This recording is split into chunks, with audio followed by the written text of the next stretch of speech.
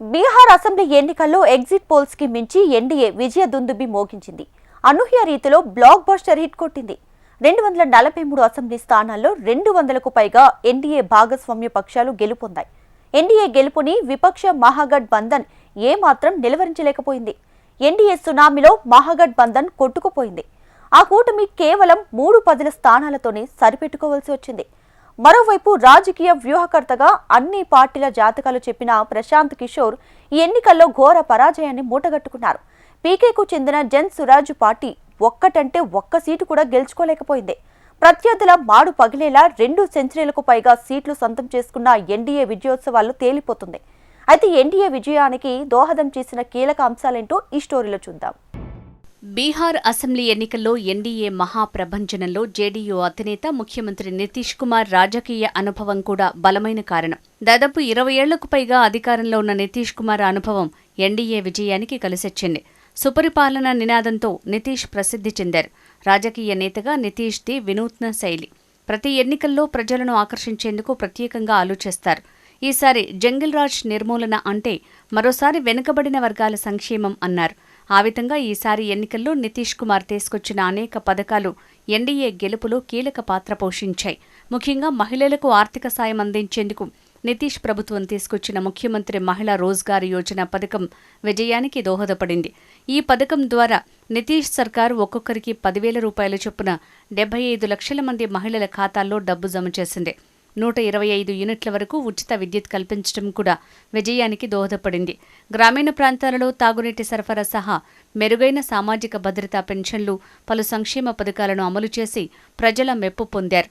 మరోవైపు ఎన్డీఏ గెలుపులో ప్రధానమంత్రి నరేంద్ర మోడీ, కేంద్ర హోంమంత్రి అమిత్ షా కీలక పాత్ర పోషించారు. ఇద్దరూ ముందుండి ప్రచారాన్ని హోరెత్తించారు. వరుస సభలతో మహాగఠబంధన్ కూటమిపై విరుచుకుపడ్డారు. మోడీ చరిష్మా, అమిత్ షా వ్యూహాలతో జనాలను తమ వైపుకు తిప్పుకోవటంలో ఈ ఇద్దరి ద్వయం సక్సెస్ అయింది. అటు ప్రధాని మోడీ ఎన్నికల వేళ బీహార్లో పలు అభివృద్ధి, మౌలిక సదుపాయాల ప్రాజెక్టులను ప్రారంభించడం ఎన్డీఏ విజయానికి కలిసొచ్చిందని చెప్పొచ్చు. బీహార్లో ఎన్డీఏ ఘన విజయం సాధించడంలో మరో కీలకమైన అంశం డబుల్ ఇంజిన్ సర్కార్. దేశంలో, రాష్ట్రంలో ఒకే పార్టీ అధికారంలో ఉంటే అభివృద్ధి సాధ్యమవుతుందన్న విషయం ప్రజల్లోకి బలంగా తీసుకువెళ్లటంలో ఎన్డీఏ సక్సెస్ అయింది. దీంతో పాటు కేంద్ర ప్రభుత్వంలో జేడీయూ చాలా కీలకంగా ఉండటం ఇక్కడ కలిసొచ్చే అంశం. ఇప్పటికే కేంద్రం నుంచి అనేక నిధులు తెచ్చామని, డబుల్ ఇంజిన్ సర్కార్ వస్తే మరిన్ని తెస్తామన్న ఎన్డీఏ హామీని ఓటర్లు విశ్వసించారు. అదే సమయంలో మహాగఠబంధన్ కూటమి బలహీనతల్ని ఎన్డీఏ నేతలు క్యాష్ చేసుకోవటంలో సఫలీకృతమయ్యారు. ఆర్జేడీ అధినేత లాలూ ప్రసాద్ యాదవ్ కుటుంబ సభ్యులపై ఉన్న అవినీతి కేసుల కారణంగా ప్రజల్లో ఉన్న వ్యతిరేకతను ఎన్డీఏ అనుకూలంగా మార్చుకోగలిగింది. 2020 ఎన్నికల్లో నితీష్ను వ్యతిరేకించి ఎన్డీఏ నుంచి బయటికి వెళ్లిన కేంద్ర మంత్రి చిరాగ్ పాశ్వాన్ నేతృత్వంలోని లోక్ జనశక్తి పార్టీ తిరిగి ఎన్డీఏ గూటికి చేరడం కలిసొచ్చింది. దీంతో ఎస్సీలోని పాసవాన్లు ఎన్డీఏ కూటమి వైపు మొగ్గు చూపారు.